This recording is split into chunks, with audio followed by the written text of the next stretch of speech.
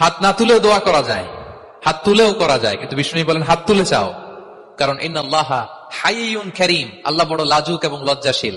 বান্দা যখন হাত তুলে ভিক্ষুকের মতো কিছু চায়, ওই হাত খালি হাতে ফিরিয়ে দিতে আল্লাহ লজ্জা লাগে। হাত তুলে চাইবেন। দোয়াতে আল্লাহর নামগুলো ধরে ধরে ডাকুন, ইয়া আল্লাহ, ইয়া রহমান, ইয়া রহিম, ইয়া হাইয়ু, ইয়া কাইয়ুম বিরহমাতিকা আস্তাগীথ। আল্লাহ নাম ধরে ধরে চান, ওই দোয়া আল্লাহ কবুল করবেন। বিশ্বনবীর উপর দুরূদ পড়েন, যে বিশ্বনবীর উপর দুরূদ পড়ে না, ওই দোয়া আল্লাহর কাছে কবুল হয় না, এটা আকাশে পেন্ডিং থাকে। কুল্লু দুআ মুআল্লাক মাহজুব বাইনা সামাই ওয়াল আরদি মা লাম ইউসাল্লা আলাইয়া। বিষ্ণু বলেন সব দোয়া আকাশে পেন্ডিং থাকে যতক্ষণ আমার উপর দুরূদ পড়া না হয়।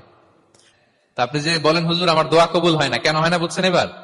হ্যাঁ, নবীর উপর দুরূদ পড়েন নাই তো। আল্লাহুম্মা সাল্লি ওয়া সাল্লিম ওয়া বারিক আলাইহি।